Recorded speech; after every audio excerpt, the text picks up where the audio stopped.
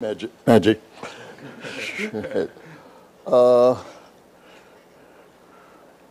This is a quote from Herb Simon, who had a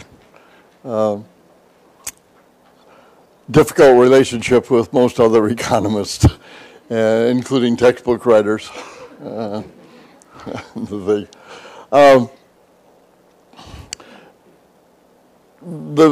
Not really a similar thing, but one time, one of my PhD, a student that I was supervising who did a PhD, and he at the final exam, one of the other examiners was a well-known textbook writer, the biggest selling textbook writer in Canada, and so I asked the student, but I was really asking this other guy.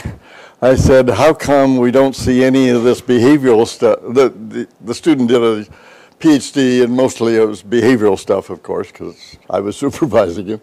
And so I asked the student, how come we don't see any of this stuff in textbooks? I was really, of course, chiding my colleague in the department. And before the student could say a word, this other guy jumps in. He says, if I put that stuff in my books, nobody'd buy them.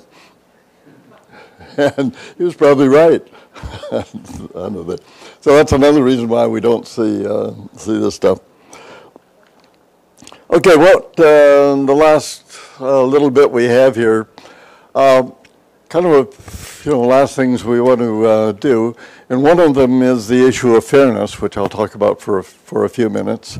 And Echo has some stuff that he wants to talk about. Then I want to spend the last bit of time on the thing that I said we would talk about, and that is Pigouvian taxes. What is it that we might learn from all this behavioral stuff that might help on making Pigouvian taxes a little more acceptable to people so they won't hate them all, and also increase the sensitivity, the elasticity, so that we don't have to raise the taxes so high to get any kind of change in behavior. So we'll do that sort of as the last wind-up session. The fairness study that I want to talk about is kind of funny. I think I mentioned that Danny Kahneman and I started doing serious work together. We had known each other and spent time together around a survey. Did I mention this too?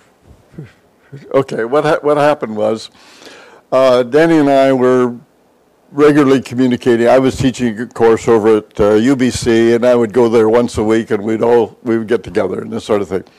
And then I got a telephone call from the Ministry of Fisheries and Oceans in Canada, or basically our fisheries minister. And I knew some of the people there, and I was always bugging them about getting some money to do some surveys or some research or something like that, and never got any. But anyway, they called, and they said, Jack, are you still interested in running surveys and things? And I thought, wow, they're finally going to give me some money. And they said, no, we're not going to give you any money.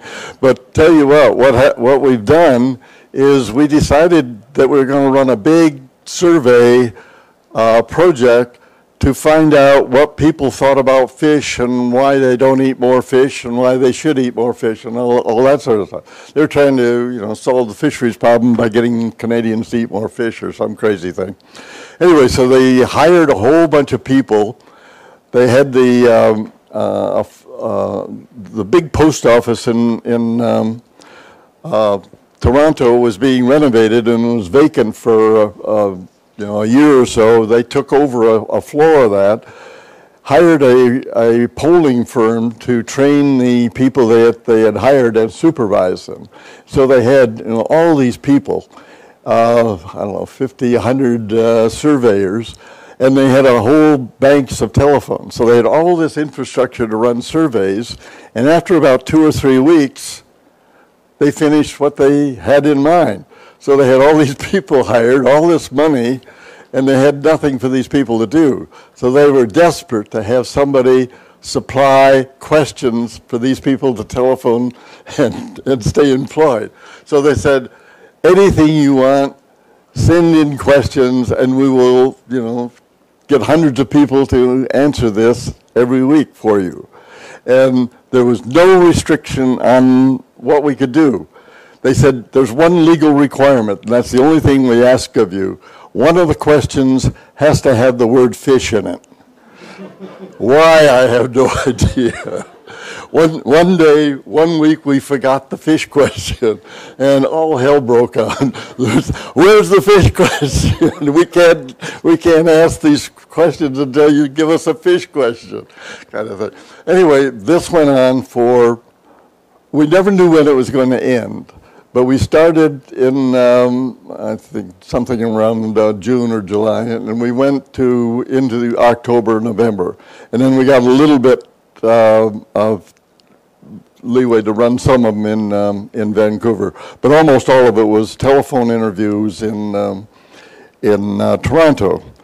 But I mentioned before that no one uses, well, hardly anyone uses surveys, telephone surveys anymore, because people simply refuse to answer telephone interviews. Back then, this was back then being 1985. And that's significant, and come back to it in a second. Then people did answer surveys, almost always. Now, a lot, we would ring them up, and a lot of people said, no, I'm cooking dinner, or we're eating, or something like that. Remarkably, once they started the survey, we had essentially no one ever say, oh, that's enough, I got to go now. No one quit. And we asked thousands and thousands of people, and which was really remarkable. I couldn't believe it. And they also, back then, they had this deal, and maybe this is standard, that some of you may know, but they allow people to monitor the conversation. So because we were sponsoring it, we went to Toronto, and they had a telephone where you could listen to the conversation between the interviewer and the respondent. You couldn't say anything, the speaker part was disconnected, but you could hear it. And it was really instructive. I mean, I'd never done that before. And people, so many people took it so serious, I couldn't believe it. Hey, Mabel, this guy wants to know, come here. And then they would hold a conversation about what they thought they ought to say in answer to these questions. It was, it's kind of funny to do the whole thing. Anyway, this is a study we did. And when you are given that kind of freedom to ask these questions, at first it's wonderful, all kinds of stuff that Danny and I could think. Danny and I were working together on this thing. We would, spend the afternoon. We had all kinds of questions we wanted. We put them in the questionnaires and so forth. Well, after about a month, believe it or not, it gets hard to think of new questions, right? We'd already sort of, totally irritated our wives, because every dinner conversation turned into, a question kind of thing, and they got pretty sick of it, all three of them. Ann Treisman, Danny's wife, famous, she just died a couple months ago, very proper English woman, and she said, one dinner, we would get together for dinner about once a week. One time she said, fairness sucks.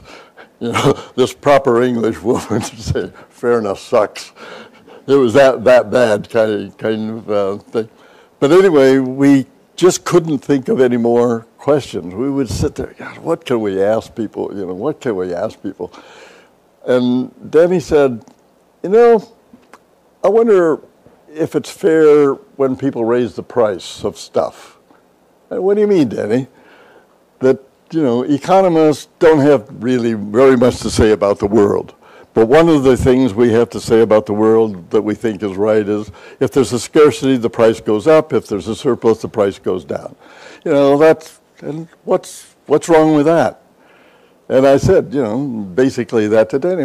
Of course it's fair, And he said, I don't know. When I walk into a shop and I see that the price of eggs has gone up that week or something, I get irritated. And I said, well, let's ask 500 people and see what they think. So that's how we got started doing fairness thing.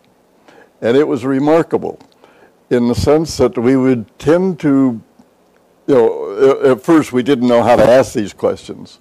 And every question sounded like a 50-minute lecture because both of us, that's what we did for a living. But after a while, we got pretty good at being able to put together a little, now I'll give you a couple of examples, a little 2-sentence scenario of something that people did, and then do you think that's fair or don't you think that's fair kind of thing.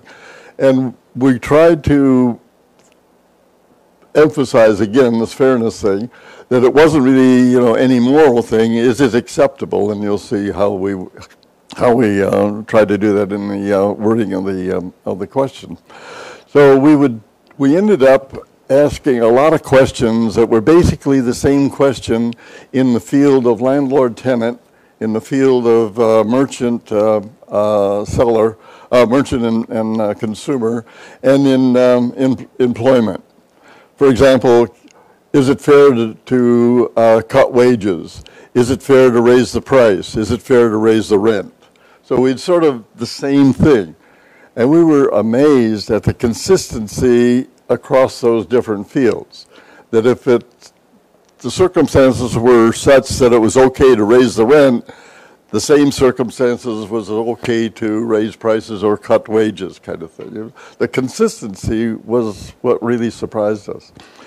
Anyway, we did hundreds of questions over the, I don't know how many months, about 5 months, I think, that we ended up doing this.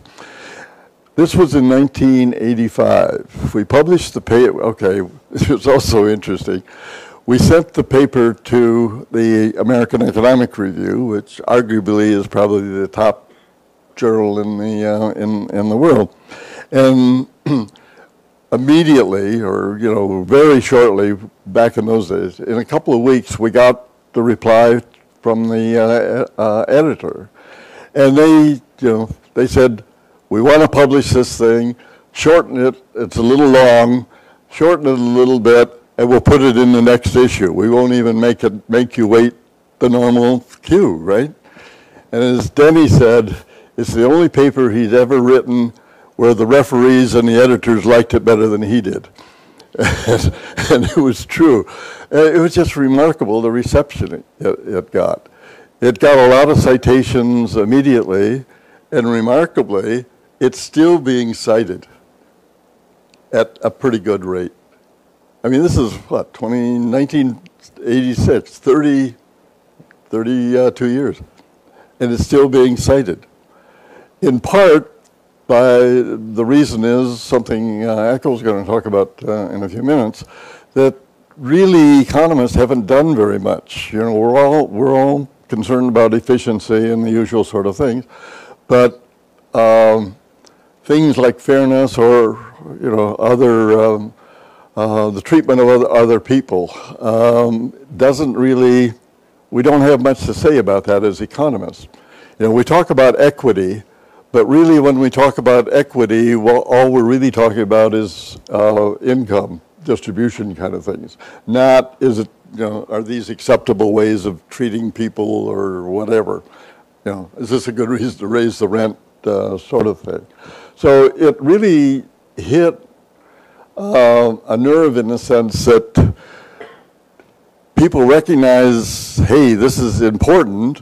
We all know it's important. Nobody has done anything about it. And you guys have some interesting looking empirical stuff. And that's what I think really sold the thing. And I mean, I've never had an experience like this with papers where people were that enthusiastic about it. And they're still reading it and still citing the stuff later.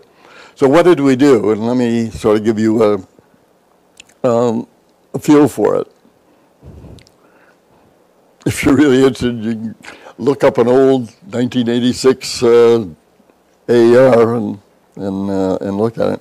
And it's been reprinted in various volumes, so I don't know, 13, 14 times, I think, in various books. People have reproduced the articles. We actually wrote 2 papers. The other one is in the Journal of Business. And and it was sort of funny how that came about, and I probably shouldn't be confessing what we did, but we had submitted this paper to the AER, and then there was a conference that Danny went to, and maybe Dick went to as well, that required them to present a paper, and it was this paper. And then the organizers of this conference said that they were going to publish those papers, the papers that were in the conference, in the Journal of Business. And then when we got this enthusiastic acceptance from the AER, we were sort of in a bind, right? We had accepted from the AER, and these Journal of Business people wanted to have the paper because it was a paper at this conference. So basically, what we did was to go to the wastebasket, rummage through, find some of the papers questions we hadn't used in this paper, and wrote another paper. Literally, that's what we did. So we have 2 fairness papers, and both of them are actually still being cited on the thing. Okay, this is a question that people in different parts of the world have reproduced. And this is the whole thing. So this hardware store has been selling snow shovels for $15. You can tell this a long time ago. I don't think you can buy a snow shovel for $15 anyway. The morning after a snowstorm, the store raises the price to $20. And then what we did was to give people a choice of 4 answers: completely fair, acceptable, unfair, very unfair. And overwhelmingly, people said, no, that's unfair. Can't do that. So that's how we answer the question. A little story, what happened, what people did, and then ask them, what do you think? Is that acceptable or not? That was the study. Very straightforward, simple kind of thing. For the analysis, what we did was to combine completely fair and acceptable and just call that fair, and we combine these 2 and call that unfair. So but we gave people the choice of these 4. Now, one of the things we found, sort of one of the things that seemed to drive people in terms of what they considered fairness or not, was that's the snow shovel one, was, does one person gain with an action at the expense of another person? If that's true, then people tend to not like it, our respondents. That seemed to be a pattern that went through a lot of it, and I'll give you some examples. The snow shovel one, for example, that the hardware store owner raises the price. The cost having gone up, so the hardware store profits at the expense of the customer, who has now to pay more. So one gains at the expense of the other. That people thought was not good. Or take this one. There's do you remember maybe it didn't happen here, maybe you're not old enough to remember, Cabbage Patch dolls. Do you know what a Cabbage Patch doll is? No? Okay. All right, Cabbage Patch dolls in Europe and North America, at least, back in the 80s when we did this survey, it was some sort of a crazy doll that Mattel, the toy company, put out that just took off in terms of popularity. And somehow you registered it, and there were, your relative is this doll or something like that. Anyway, they had a gimmick, and it was very, very, very popular, and they couldn't make them fast enough. So as we got closer to Christmas and the holidays, everybody was looking for them, and stores were routinely just out of them, kind of thing. So we thought, let's have a question about Cabbage Patch dolls. So what we said was, the store has been sold out, a lot of people looking for a Cabbage Patch doll. That suddenly they find one in the back room and they offer to sell it to somebody in the store. But we had two versions. The first version was they decided to hold an auction and sell it to the highest bidder. And that was not on. 74% thought that was unfair. Then we asked the other version to another group of people, probably 400 or 500 people, auction, everything the same except that the store gives the extra profit to charity, UNICEF in this case. Now notice the difference between the two. Now normally people would object to this because who gets the Cabbage Patch doll? Some rich person, right? Because they can bid more than the poor person. So that's the normal reason we say this is unfair, because the rich people get the stuff and the poor people don't. But notice here, the rich person still gets the stuff, gets the doll, but only 21% thought it was unfair. The difference being, in the first case, the customer pays more and the store gets an extra profit. So they gain at the expense of the customer. But in the second version, the store doesn't gain. They give the money to charity. And that's okay then. So that's the difference between what people thought was fair or not.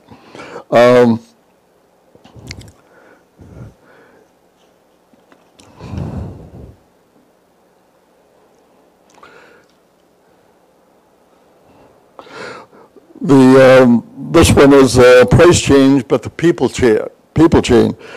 Unemployment's high, and other people are hiring other firms. Okay, this is I think it was a photocopy shop or something like that, has one employee and has been making so much money. Now there's suddenly unemployment. A lot of people are hiring similar workers at a lower wage, so they cut the wage. Unfair. Didn't like that at all. However, that worker leaves and they hire a new person at the lower wage. Oh, that's okay. Right? But that one person who had been making the higher wage, you can't cut that person's wage. But if you hire a new one, it's okay to hire them at the lower wage. See the pattern here across these different things.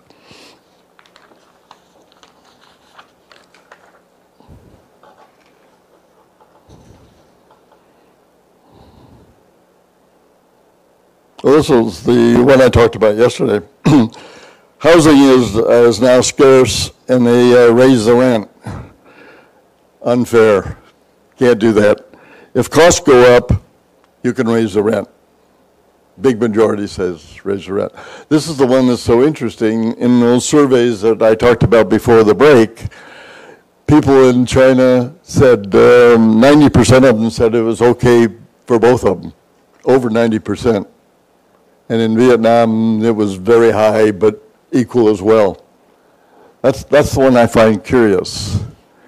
Are people in Asia different on that kind of a question than people in Canada? And some of these have been run in Europe as well. And I think that's an interesting question. Is this notion of fairness the same in Asia as it is in Western countries? This suggests that there might be some differences. I think that's a really interesting thing to pursue, and we're probably going to do something with it.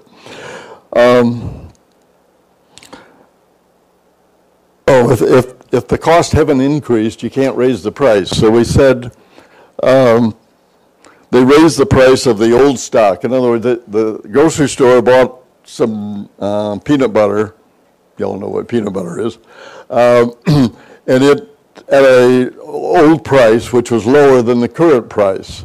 So the current replacement price is higher. So they raised the price on the old stuff too. No, that's not fair.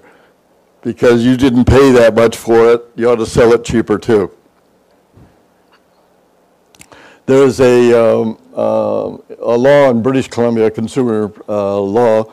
If there's a price showing on the item and the new stock is priced at a higher thing, and you can find an item with the old price on it, they have to sell it to you at that old price. They can't charge you the new price. There's actually legislation in British Columbia on that. Is it fair to share losses? Okay. Can you replace a worker with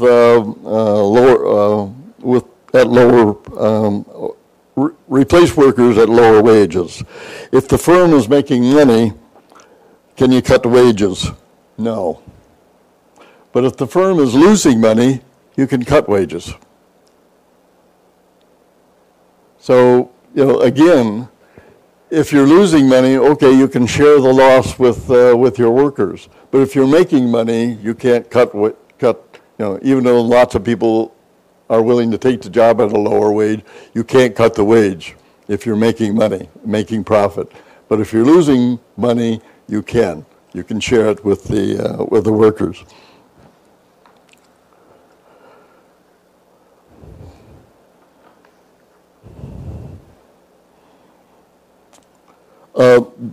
There's another one, I don't have the numbers on it. We asked a question about bonuses, and we said, we gave some sort of a story, I forgot exactly what it was now. Can you cut the wage? No. But then say, okay, the firm pays, the income of the workers depends on the wage and an annual salary bonus. And this year, business has been bad or something, and they cut the bonus. Is that fair? Yes. A bonus you can cut, a wage you can't cut. What's the difference? A wage sounds like, that's a set thing. A bonus, people have the notion a bonus is not set. By just calling it a bonus, people have the idea it's flexible.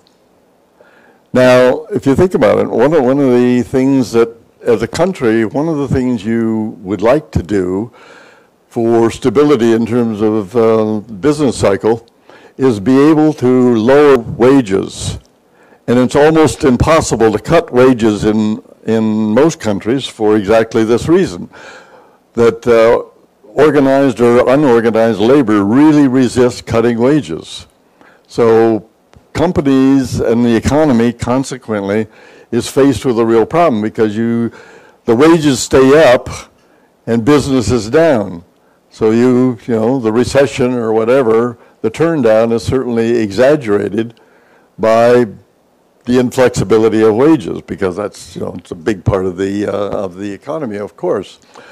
But places like Singapore, where everyone is paid a bonus, or just about everybody is paid a bonus, many people, and the bonus goes up and down depending on the activity. And if the economy is doing very well, the bonuses go up. If the economy is not doing so well, bonuses go down.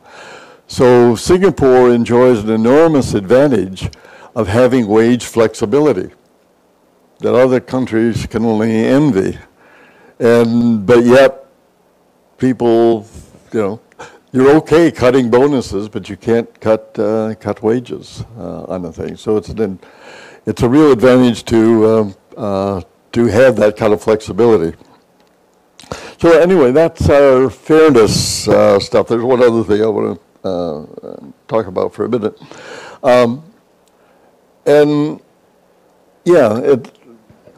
Two things. One, that there was such consistency in the fairness things, and that there were these kind of rules of what makes things fair and what makes things unfair that we were sort of able to tease out. So, that's why people found it so interesting that, you could do empirical research on something like fairness or acceptability. And surprisingly, very few other studies have been done. There have been a couple done in Europe essentially replicating what we did and finding, very similar things on it.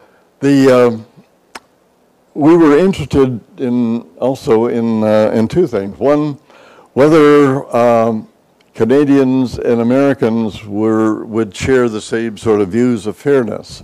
So we decided we would try to do a replication of these surveys in the U.S. So we had been running surveys in Toronto and a few in Vancouver. So we thought we'd run some across the border in the U.S. in Buffalo or someplace, and in Seattle, which is fairly close to Vancouver. And so we asked the fisheries people whether we could, they were okay with that. And they sent it up to the minister's office, and there was no way we were going to do that. They could only see trouble coming out of a study for that, so we never did it. Since then, people have, in fact, done this in the U.S., and there's virtually no difference. And people have done it in various places, Switzerland and other countries in Europe, and again, very similar to the results we found in Canada. The reason for the interest in testing it in the U.S. is that Canadians think there's quite a difference between Americans and ourselves, and I won't say superior, but different on the thing.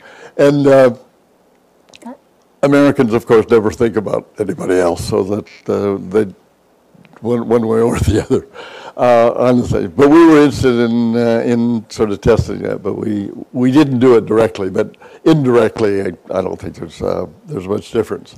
But now the issue of the Asian thing is coming up, and I'm very interested in looking at that. Okay, one other last thing.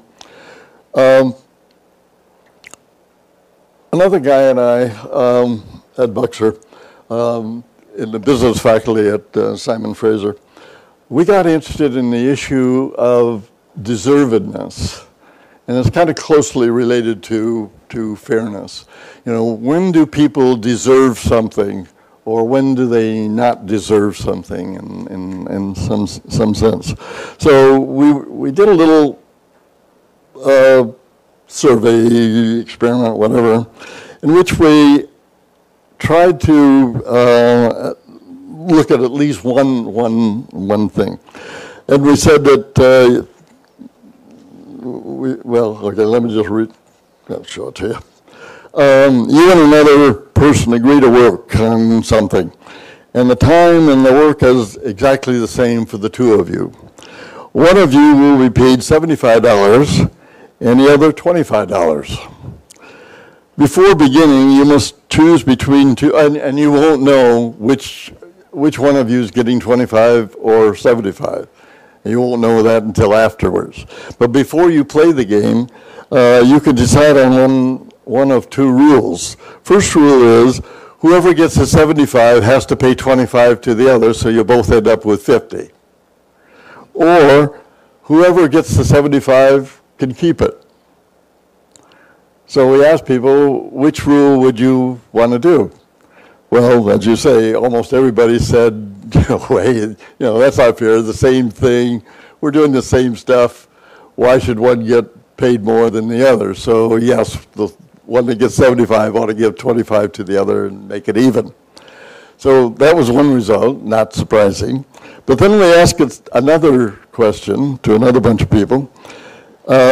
You're about to play a simple game with the winning depending entirely on luck. In other words, just a coin flip on chance. The winner gets 75 and the other gets 25. And again, you can decide on one of two rules. One, whoever gets the 75 pays 25 to the loser. And the other one is whoever wins gets to keep it. And we get about a 50% swing. Now look at the second one. What did you deserve to keep the money?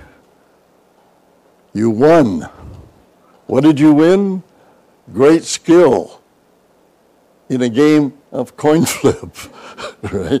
You called it heads or whatever. In other words, we made it as undeserving as possible. You've done nothing to earn it. All you did is say heads or tails, whatever, and that was it. However, you're perceived as winning, therefore you deserve to keep the 75. As bizarre as that sounds, that seems to be the pattern. That the definition of deserved, at least for these people, was pretty loose. It's pretty easy to deserve the money when people are like this. By the way, the respondents were a group of people that is fairly unusual that you probably have never run into before. Ed had a former graduate student in the MBA program who was in Calgary as head of the blood collection agency in Calgary. And the people who came in to donate blood, who are lying there, like this with the hose in their thing, were asked this question while they were lying there, right? And I forgot what we gave them something for answering this one question as I lie there. So it's probably the most unusual sample of respondents that I've ever run into, where you're asking these people as they lay there giving blood. They couldn't leave. We just had them down there. Anyway, unfortunately, neither Ed nor I have followed up this. But I think we sort of opened up kind of an intriguing issue here. What is it that makes people feel you deserve something? Like, why should you get the $75 here? What is it about winning something that requires no skill or anything whatsoever that makes it okay to be, you deserve it? You didn't do anything to deserve anything, objectively. So what are the criteria that people think are important in deserving? And we never trace that down. And both of us regret that this sort of opened up, I think, an interesting set of questions, and neither of us have pursued it. But I think it's interesting. What is it about somebody who, what are the characteristics of deservedness? And from this, it looks like the standard is pretty low. Is that really true? I don't know. We never pursued it. Yeah.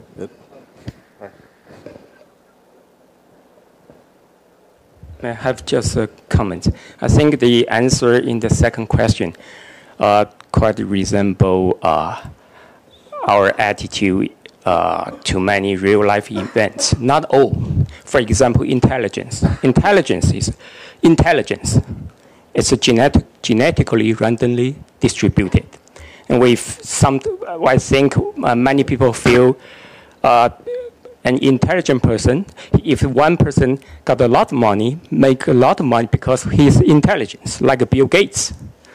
Of course, he devoted a lot of effort, but no doubt he's very intelligent. So we think that if you make money because of your intelligence, not from pure transactional arbitrage, but because you are intelligent, so you know more than other people. So, and even he may devote a lot of effort in this in his success, but no doubt intelligence could play a big role. And yes, genetically intelligence, IQ, if we regard it as inheritance and genetical inheritance, and no doubt this is randomly distributed.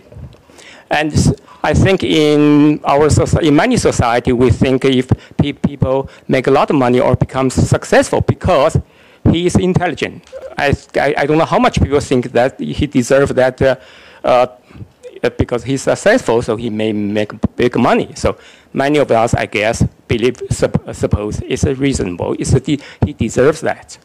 And another kind of a chance is like a lottery. And in that case, I'm not very sure whether people think the guy got the big lottery and deserve that. That's another thing. But my focus was things like intelligence. So I don't have an answer to this kind of attitude, but I think this could resemble some real-life events. And the most significant example I can think about is intelligence, which is randomly distributed.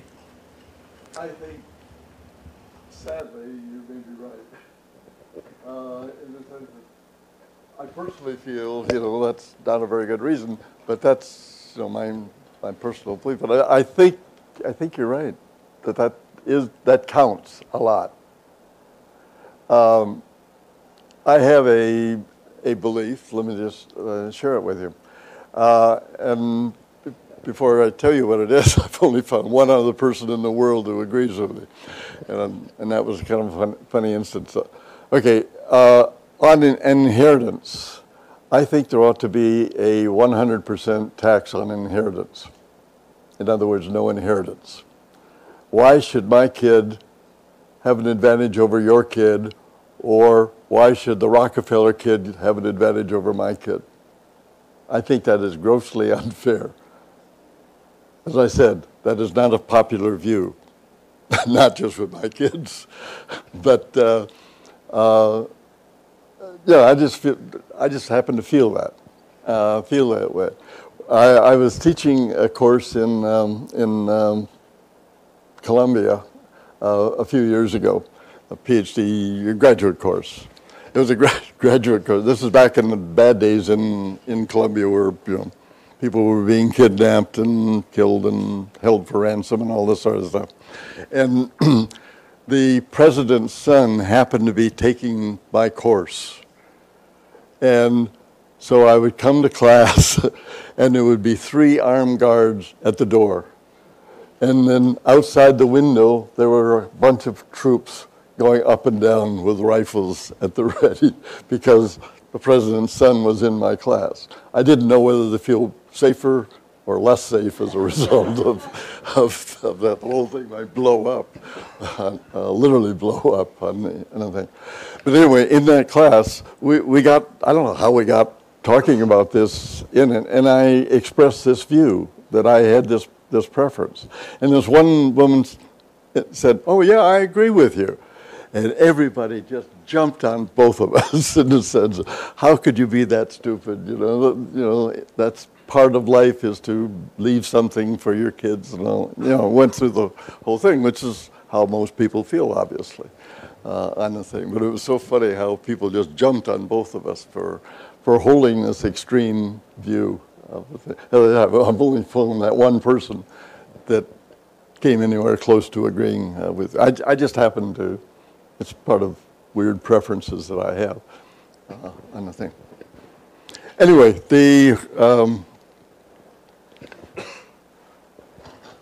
yeah, that's sort of all I have to say about deservedness. Why don't you say something about stuff? Yeah, and then.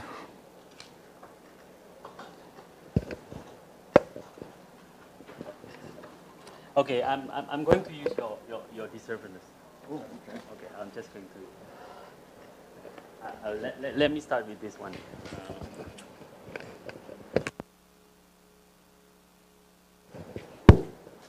Okay, so well, this is a very good slide that I think allows me to continue with the things that I want to discuss next. By the way, how many of you have heard about dictator game? I'm sure you must be familiar with dictator game, right? Okay, so many of you familiar with dictator game.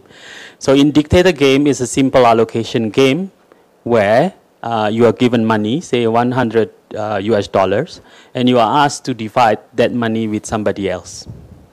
So that's what we do in the experiments. Okay. Now, the first dictator games experiment that has ever been done is actually the one you will find in Jack's paper. in 1986. Okay? So that's the paper by Kahneman, Knetsch, and TAERE. So that's where you will find the first dictator game ever. But there is a big difference there.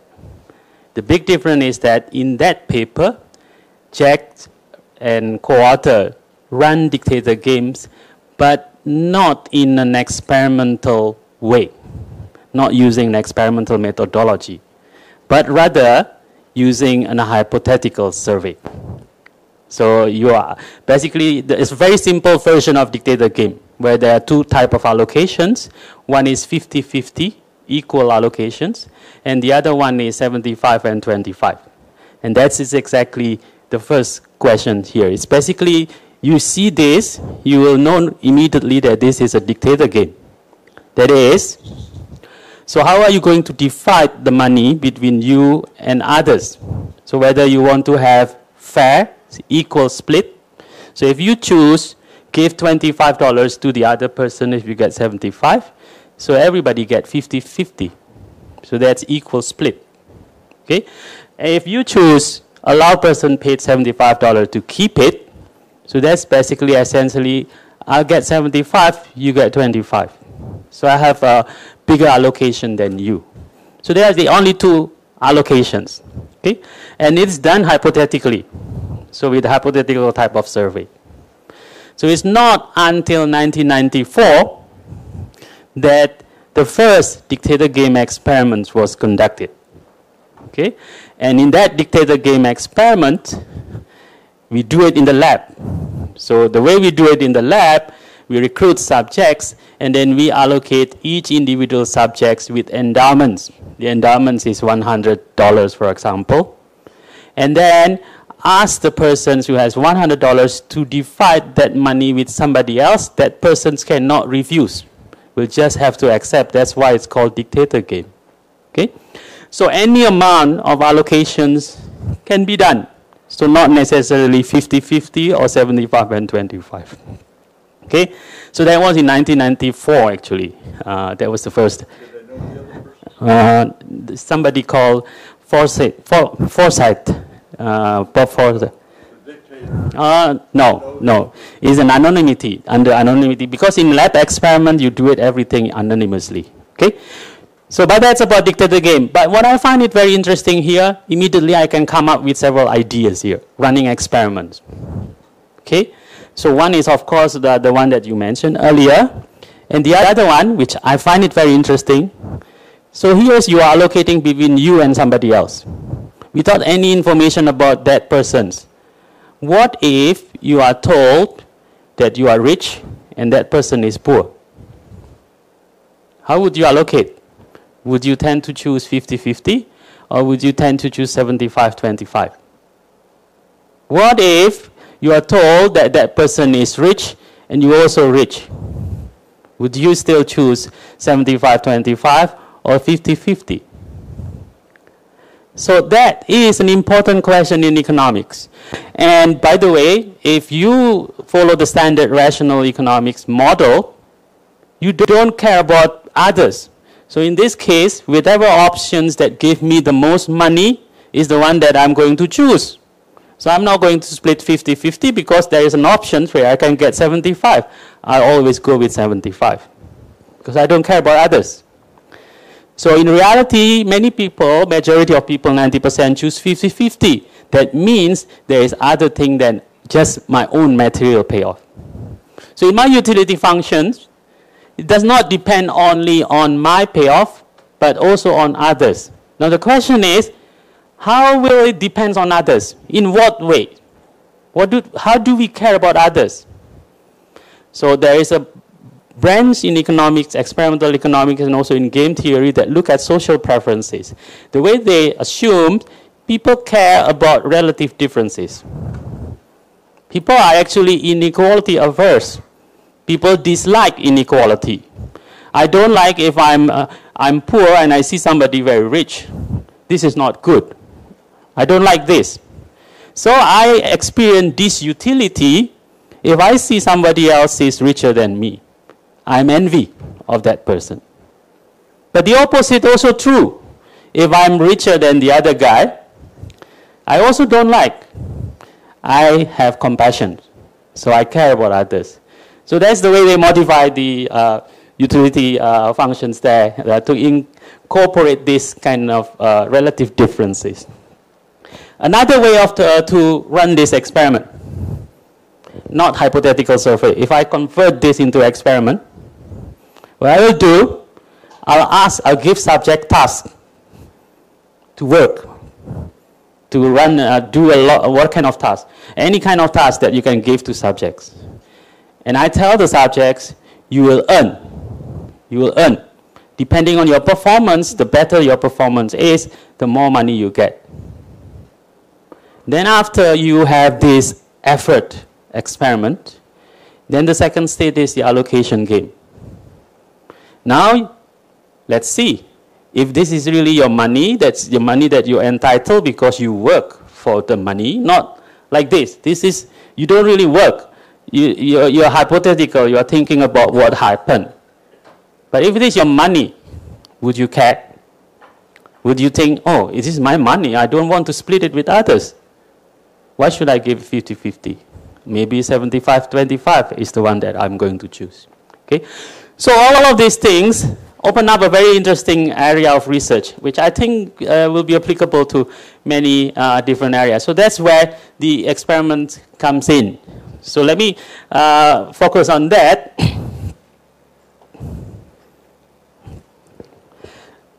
So that's what I mentioned earlier. Most economic models are based on self-interest hypothesis.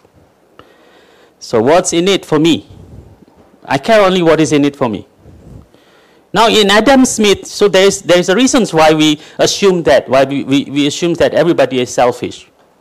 Because in the books, in The Wealth of Nations by Adam Smith, he said, you see, it's actually not from the benevolence of the butcher, the brewer, or the baker that we expect our dinner. It's not because they are kind, they give us food, but because they care for their own interests.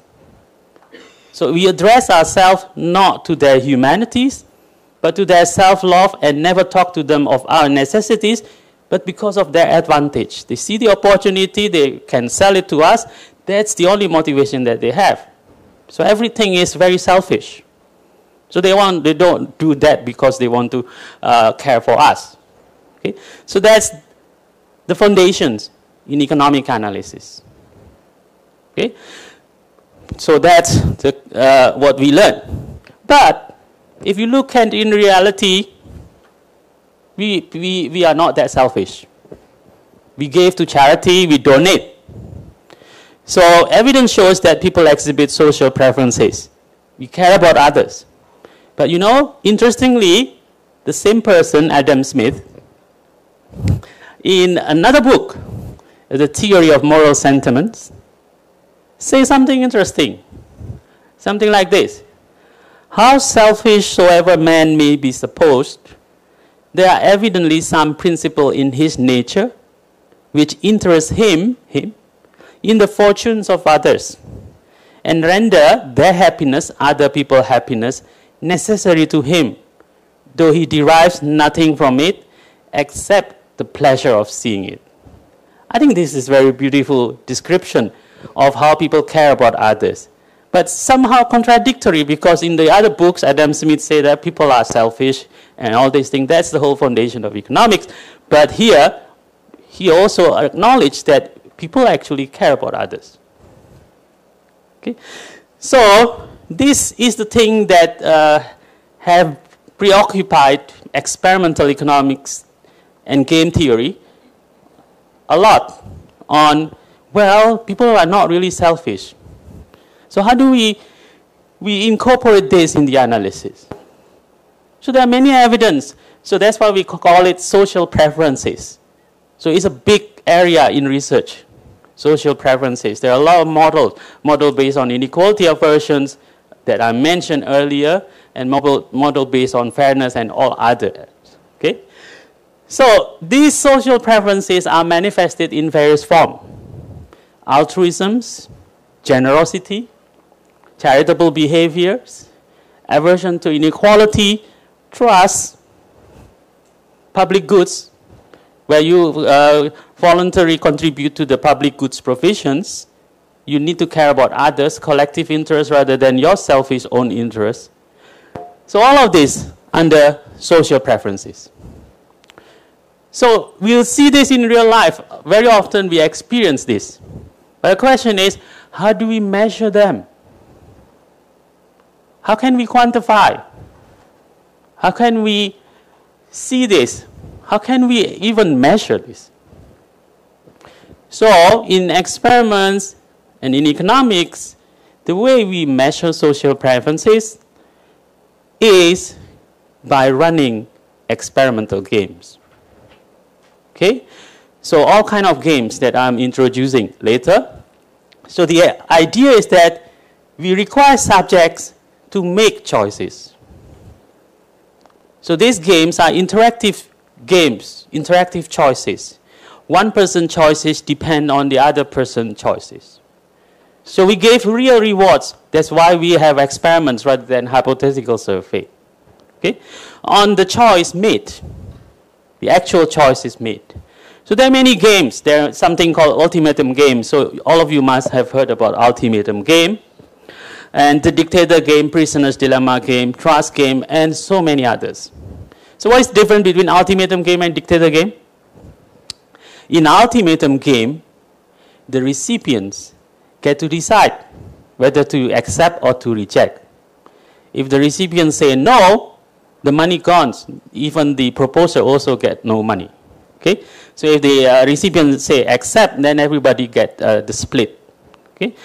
So observation of subjects' exhibited behavior when they play this game used as a proxy of the social preferences. So that's the whole foundation of revealed preferences. So rather than using hypothetical survey to have a stated preferences, because by observing how people actually behave in this hypothetical game, not in the hypothetical, in the experimental games, we somehow can deduce how actually people care about others. Okay? So that's the way we measure all the social preferences using experimental games. So let me go with your ultimatum game for the benefit of those who have not seen ultimatum game before. Let me explain. So ultimatum game is a take it or leave it bargaining. Okay? So in the experiments, this is the procedure that we usually do. Subjects are paired with anonymous others. Okay, so they play in pair. So there are two groups. One group are assigned as proposers and the other groups are assigned as responders. So a proposer, so because they play in pair, a proposer makes an offer to responder and the responder must decide whether to accept the offer or not. So if responder rejects, both get nothing. So here's the game. Player A, player B. A is the proposer, B is the responder. So proposer receives certain amount of money and makes any offer, division of this money with B. So can offer, that's B is the respondent, any amount from 0 to entire amount. Okay? If he wishes to give all. Then B has to decide whether to accept or to reject. If B accepts, then B will get X, the proposal, and the remaining will go to player A. If B rejects, both players get nothing. Okay? So if you play this game, and if you are assigned as a proposer, how much you want to give to others? I gave you $100. I want you to split with somebody next to you. The rule of the game says if the guy says no, no one gets any money. If the guy says yes, then you have the split. How much money you want to give to him or her?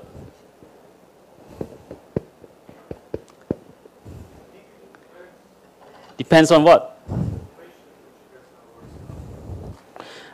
Regardless, suppose, let me make it even more extreme. The guy next to you is total stranger. How much you will give? Sorry? 50? What about others? 3? 30. Well, you are all very generous. I mean, if this is a game theoretical problem, sequential move game, if you solve it, subgame perfect Nash equilibrium, so you will know. The way you do it is from the end of the game, using backward induction. So B can only accept or reject. So B will compare this X and 0. Any amount above 0, even if it is just 1 cent above 0, is always better than 0. So B will always accept any positive amount. So if A knows this, common knowledge, A knows that B will accept any amount as long as it is bigger than 0. If it is equals to 0, B will be indifferent between accepting or rejecting. So A knows exactly what is the optimal way to do. A is going to give very little, just epsilon above 0, just very little. That's the equilibrium of this game. That's what you learn in game theory. It should be that A very selfish, A give nothing to B, and B will just indifference between accepting or rejecting. You run these experiments in the real world with any people at different ages, even with kids. I've seen ultimatum game run on kids. You'll never see people give very little. So most people give 30, 50. So why do people give more? Why do people give 50-50? Yes? I think if they are stranger, if they give them very few, then the person B will be angry. Then the B will be not accept, and then the A will not get money. Correct. So one reason could be anger, offended. If I'm B, oh, that guy is so stingy, I'm offended. That guy should give me more money, I am offended. I'm going to be very angry, I'm going to reject. But this is irrational. Why should I reject a positive amount? Okay, and that is why emotions is sometimes an important factor in economics which we don't take into account. Because this is a welfare loss. If there is no, this is like a bargaining. So between two firms, they are thinking about joint venture together, but it requires agreement from both parties. So what they need to do is just to divide how to share the proceed. So even if it is 80%, 20%, it's still better than if there is no project. So any division, any deal is welfare improving. But if you are angry, damn, you give me too little, I'm already very angry, I'm not going to say yes. Forget it, we cancel it. There's a welfare loss. From the society point of view, there's a welfare loss. So there is an element of anger, emotions that actually play a role that influencing welfare. Okay, so that's what we learned from this ultimatum game. Another reason why people give generously to the other persons, to B, is because by right I should be fair to others. We all have the norm. Social norm says that why should we be mean to others? Especially if we are brought up, cultures tells us like that, religions tell us like that we have to be kind to others. So that is the norm that I have. So deviating from the norm is something that I would not want to do. Okay? So there are many things. So that could be because of anger, could be because of kindness, fairness, but could be also because of reciprocity. So A gives substantial amount to B, hoping that B will be thankful, and because B is thankful, B will reciprocate and give money to A. Say yes to A. Okay, so that's the game. So this is the result of the first ultimatum game. The first ultimatum game was done by Werner Guth, Smithenberger, and Swarzy in 1982, almost about the same time, 4 years earlier than whatever hypothetical survey that Czechs did. Okay, so almost at about the same time. So here's what they found. 33% of the proposers offer exactly half. So 80% of the proposer offered at least 20% or more. 9% of the responder rejected. One of them reject positive offer. So if you look at the graph here, so these are the percentage of initial endowment offer to the responder. This one is 50-50. So majority is 50-50 here. So black one is number of rejection. So of course, if you are given 0, you will say no. So there's a rejection. Although it doesn't really matter because you all will still get. But the other guy will not. So this is very interesting. I'm going to reject it. Yes, I suffer, but the other guy suffer more. So it's better for me because the other guys suffer more. There is a value, there is a utility I experience from seeing the other suffer more than me, especially in this kind of situation. That's very interesting, I think. So that's ultimatum game. So it's just a variation of that. Now, of course, there are many reasons. So this one reason is anger or being treated unfairly. And the other is because of relative standing matters. Because I don't want to be worse off than others. I should be at least equally better off. Okay? So, for generous offers, proposers sometimes could be fairness, is the reasons I mentioned. Or proposers are afraid of their offer being rejected if the offers are too low. Okay? So, that's all the reasons. And there is a follow-up study that, and this is just a side step. You have potential explanation. Could be anger, could be relative standing, which has nothing to do with anger. It's just because you get more, I get less. So it's unfair, so I should get more. So that's relative standing that matters. If it is anger, you give me too little, I'm very angry, I'm going to reject it. But empirically, how can you tease out whether it is anger or whether it is relative standing? You don't know. If you look from the observation, you cannot really tell. So what you need to do is to run another experiment to tease out this. So this is exactly what is done by Blount. So this was ultimatum game experiments with Chicago MBA students. It's random assignments of participant to proposers and responders role, and there are 3 treatments. Let me explain very quickly. So we have the baseline treatment, is the standard ultimatum game. Then we have the third party treatment.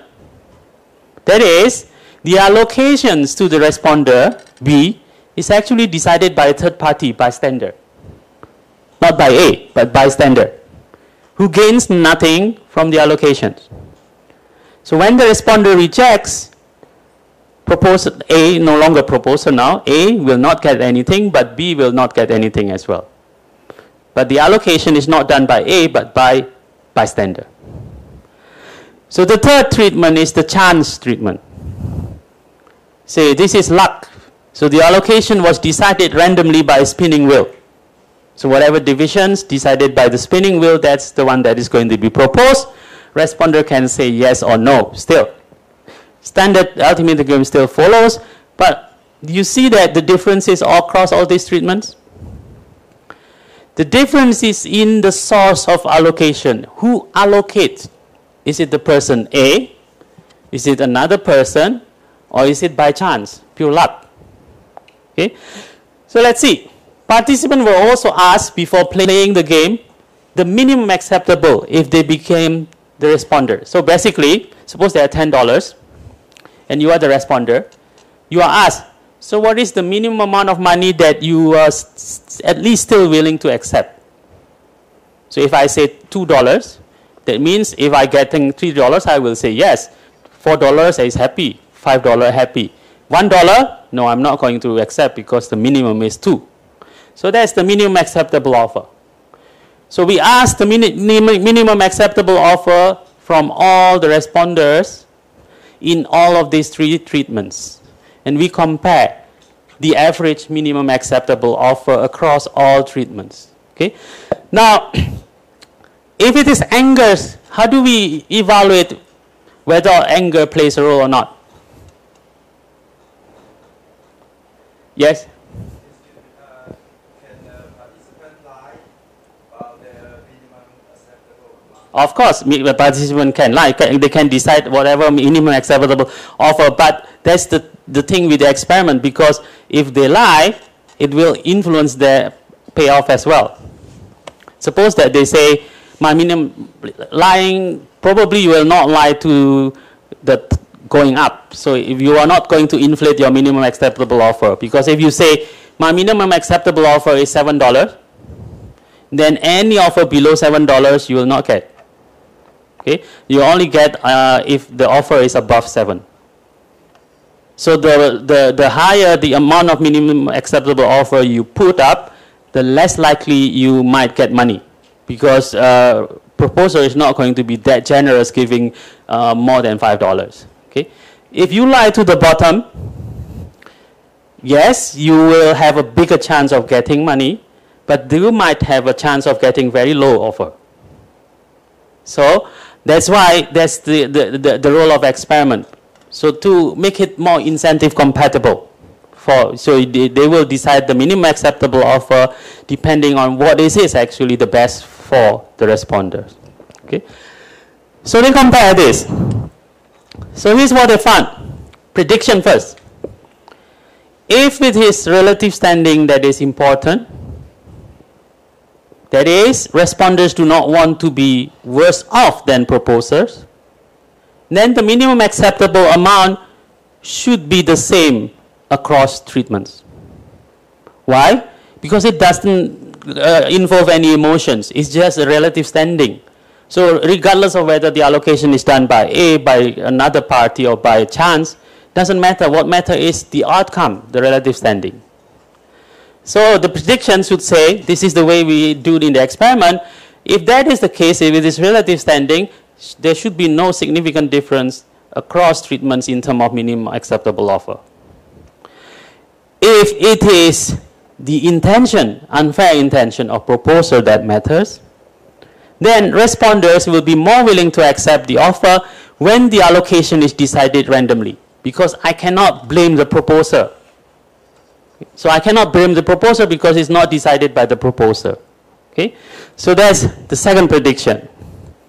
So the result, the minimum acceptable offers out of $10 are respectively $2.91 in the baseline treatment,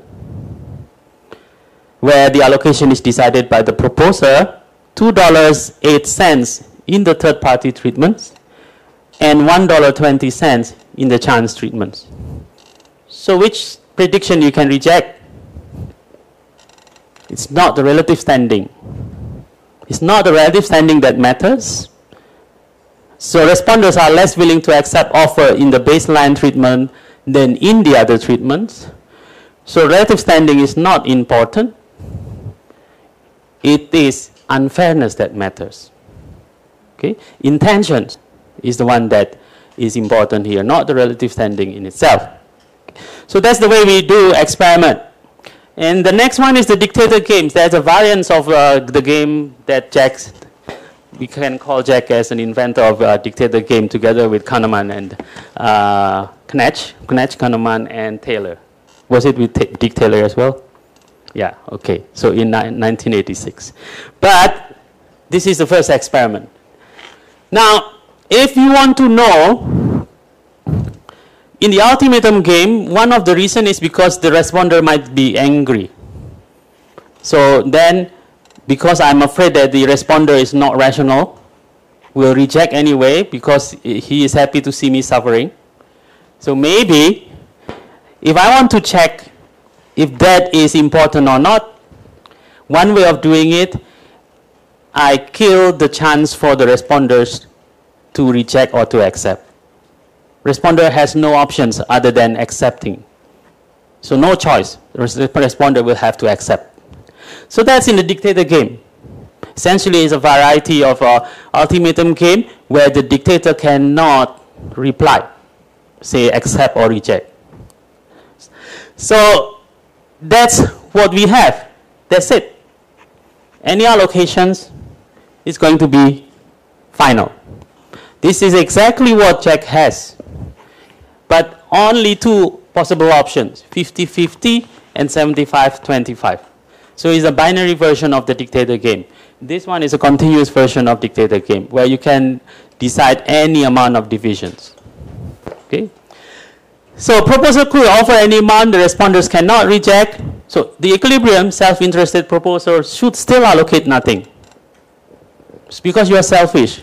In economics, everybody is selfish, so you should just give 0. Okay? So that's the result of the dictator game. This comparison between dictator game and ultimatum game offers.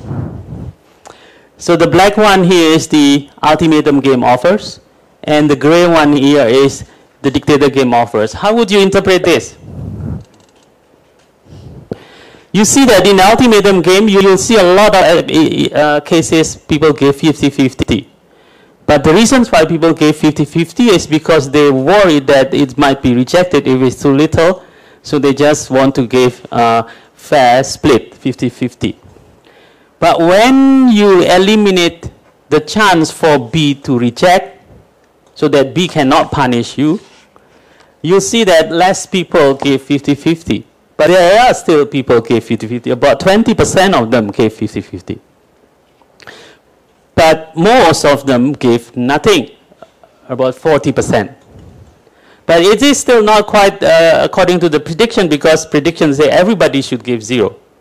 You still see people give 20% of the endowments, 30%, 40%, and 50%, and so on. So what do we learn from here? Yes, generous offers disappear in the absence of rejection or fear, but still, you still see that people, they are not really totally selfish. Okay?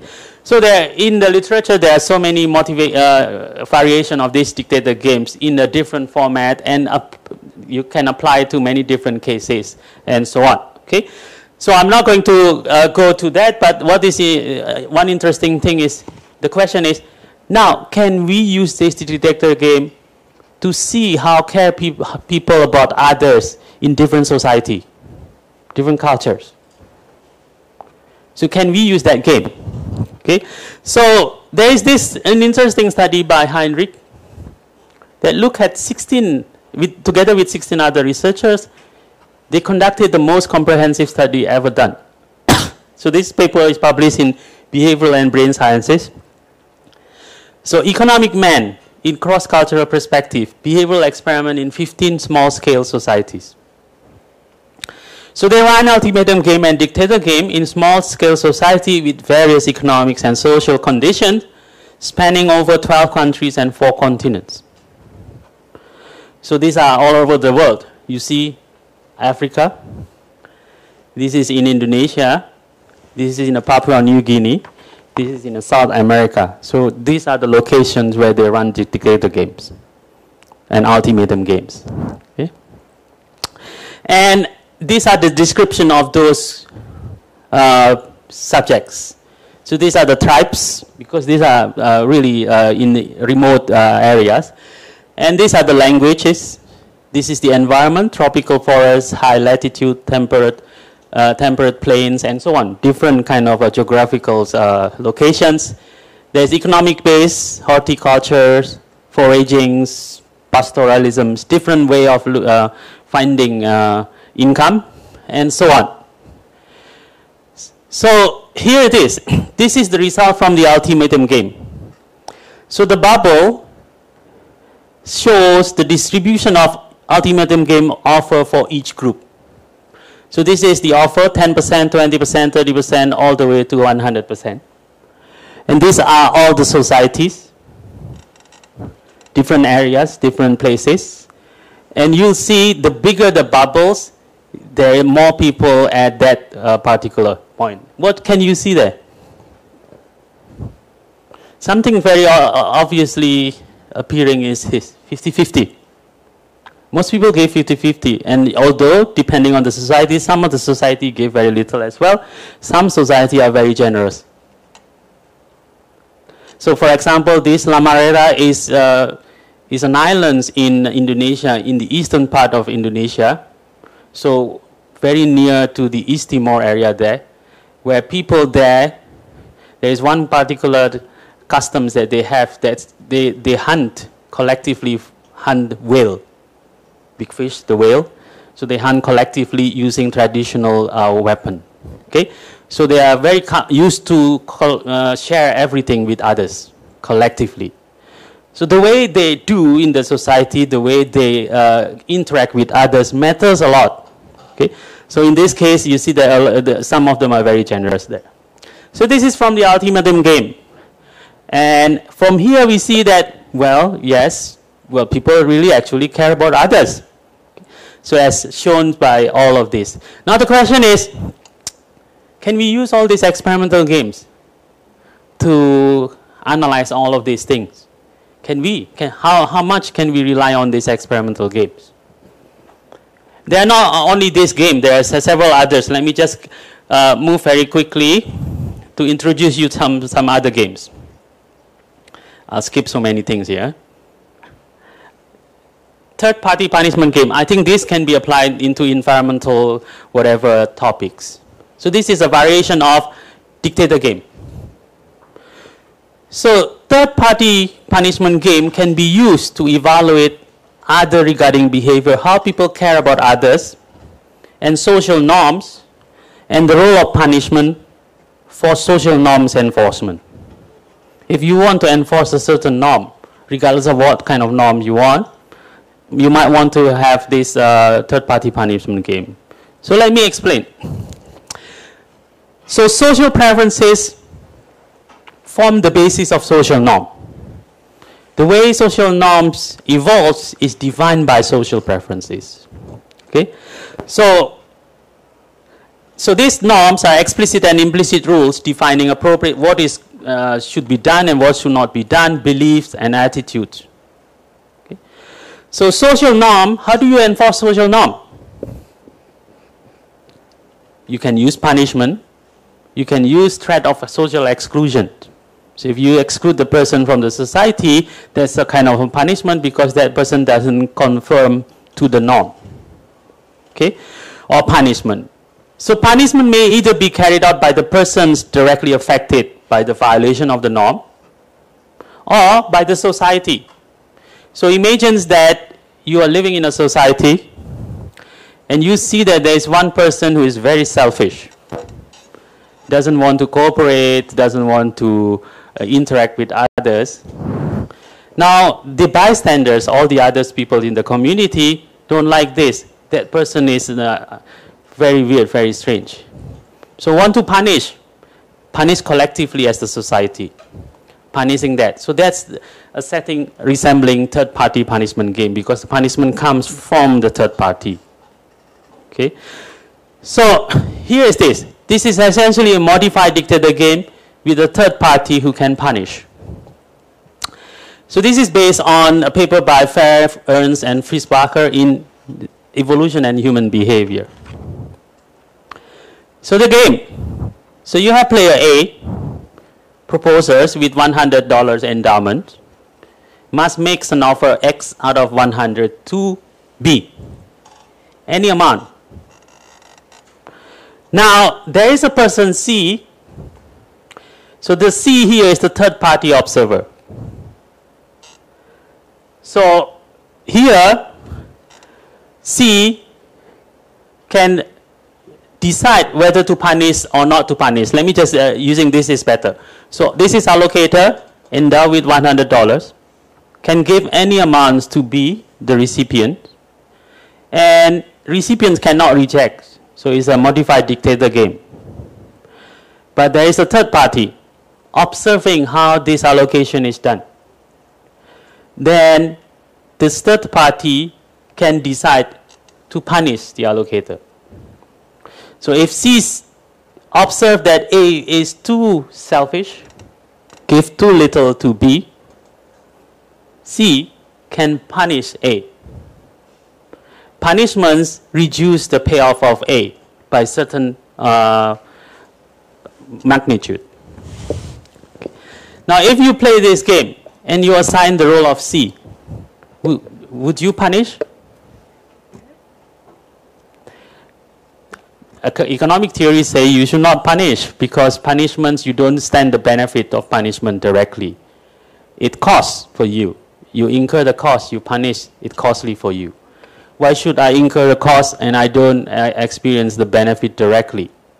I should not punish, I will punish 0. A should anticipate that, because C will never punish, because punishment is costly. So I know that I should be not worry about C punishing me. So I will just give 0 to B. So predictions say A will give 0 to B and C will never punish A. You run these experiments. This experiment has been replicated in many different areas, not only in economics, but also in sciences, biological sciences, and all these things. What can you expect? Would C punish? Yes. Why? Why? He wants to be fair. He wants to enforce the norm in the society. He dislikes someone who violates the norm. He doesn't really like this person is so selfish, doesn't really conform with the norm, someone who is very different from the society. So let's punish this person. Okay? So that has a lot of resembling in the society, in the actual society. So that's what happened here. So this is just the experimental design I already mentioned to you. Let's go to the result. So what do we have here? These are the percentage of third party who punish out of all those subjects playing C. And this is based on allocation done by A to B, the dictators transferred to recipient, from 0 all the way to 50, so 50-50. So this is the graph that look at the relationship between the severity or the number of people C who will punish for given allocations that is given by the dictator to the responder. So if a dictator gave 0, meaning the dictator is very selfish, punishment is a lot of third party who punish. So it's going down. The more generous the dictator is, the less the number of third party who punish. Okay? Can also be seen from here. This is the amount expenditures spent on punishment on dictator, and this is based on the dictator transfer to the recipient. The more generous the dictator is to the recipients, the lower the punishment amount. Okay? So this is interpreted as saying that in general people dislike people not conforming to the social norm. So if someone who is very different, someone who is very selfish, so selfish and everybody is angry at that person, so the more selfish that person is, the more willing the society to punish that person. Okay? So that's a third-party punishment game. There is a lot of, so for example, the application is if we want to enforce cooperations in the society, can we have that kind of institutions like the third party who punish whoever violate the norm? Okay, so that's the question. Now the last one is this, and then I'm going to stop after that. So you have heard about trust game as well, right? So many of you have heard about trust game. So here's the trust game. The original trust game was proposed by Baruch, Descartes, and McCabe in Games and Economic Behavior, Trust, Reciprocity, and Social History. So the setup. You have player A. Let's call player A investor because trust game is actually resemble lending relationship between bank and borrower. But the difference between trust game and lending relationship is if the borrower does not pay, the bank will liquidate the borrower. Okay? The bank will ask the borrowers to pay, liquidate, and sell the assets. In the trust game, the bank or the investors give money to the recipients, but if the recipient does not repay, there's no way that the investor can do. There's no formal contract, there's no formal agreement that enforce no repayment rule. Okay? If there's no repayment, it's a bad luck. Okay? So that's investor endowed with S dollars amount can decide to send any amount from nothing to all the way to S to borrower or trustee. So sometimes we call this as sender, this is receiver, or investor or borrower, or trustor and trustee. And whatever amount of money that this person received from A is going to be triple. So that's to resemble a lending relationship. Remember, this can be a bank. This can be the firm. The bank gives money to the firm invests in a project. The project earns more money. Okay? And then after that, this person must decide how much money to return to A. In a bank, this firm will have to repay the loan. If this firm does not repay the loan, there is liquidation. But in a trust game, there is no such thing. So when A gives money to B, A is aware that there is a chance that A will never get the money back from B. Because of that, this is used to measure trust. So the amount of money that player A gives to player B signifies the amount of trust that A has on B. Okay? Now, the amount of money that B sends back to A captures the reciprocity or trustworthiness of this B player. How trustworthy is this B? B has no obligations to repay back the money, but B gave the money anyway. So B is trustworthy because B is thankful to A, because in the first place, the money of A enables B to get more money. Okay? So these amounts measure trustworthiness, that amounts measure trust. So this game has already been replicated so many times. This is called trust game. So that's the degree of trust, and that's the degree of trustworthiness. So here's the result. What is the prediction first? What is the prediction? From B's point of view, you see there is no obligation for B to give. B is selfish. B should get the most money possible. So B will never repay.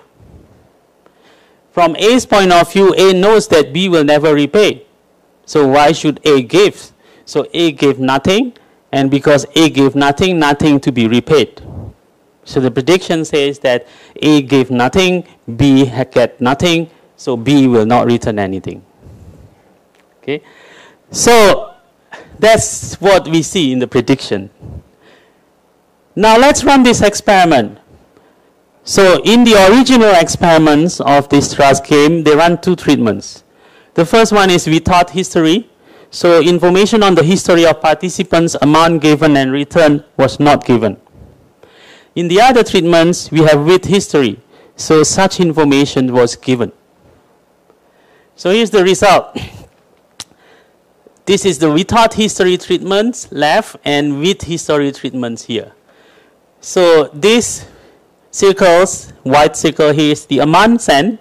So that's the height is basically the amount, sorry, the one here is the amount sent. And then the black dot here is the amount paid back.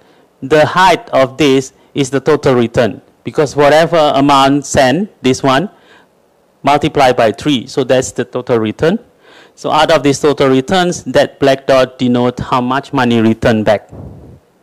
Okay, so this is without history treatments, and this is with history treatments. Okay, the amount sent and the amount sent back. So the amount sent, the minimum is about $10. The average is about $16. Total returns is that's for $30 minimum. So the maximum is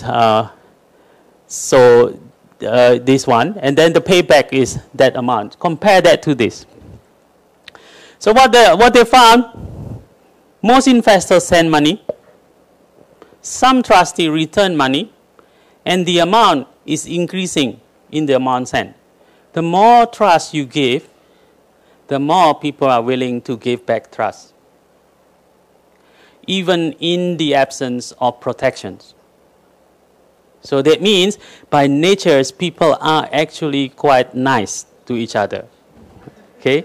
So if you show kindness to others, others would also reciprocate, most likely reciprocate back to you. Okay, so that's so why do people send money? Maybe because reciprocity, maybe because altruism. Okay, so there are many others extension. I'm not going to go into more detail, but I'll just point out to this and then I'll stop. There is this paper in Nature. It's by Fair and Rockenbach that look at detrimental effect of sanctions on human altruism.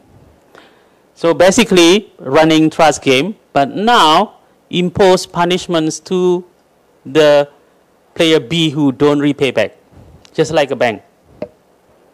Do you think that punishments actually increase trust or decrease trust? So that's what they want to know.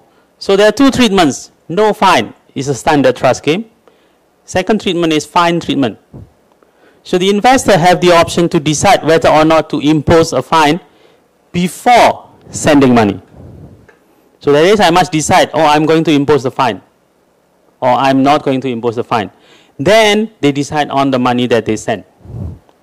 So if the fine is imposed and the amount sent is less than the amount asked, so not only they decide whether to impose the fine, they also say, I want to have this amount of money back from you. Okay? And if the amount sent is less than the amount asked, the trustee is punished, loses some points. Okay? So here's the result. If fine is imposed, trustees send less money back. If the fine is available, they know that they can impose the fine, but they decide not to impose, trustees send more money back. And that's interesting.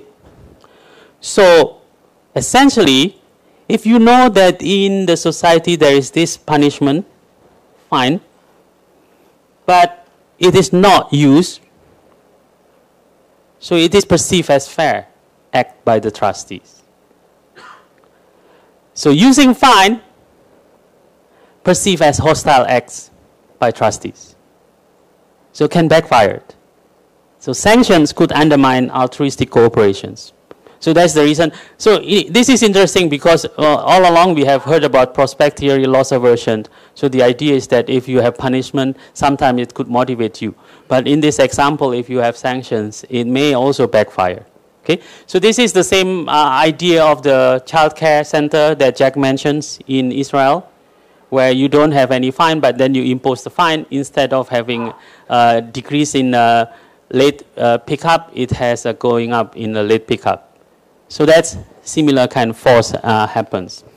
There are more games. I don't have time to go through this, but there's a public goods game and so many. So the essence is that social preferences are important. That's why in all of these behavioral interventions, you have all these peer comparisons, because people care how do they compare to others.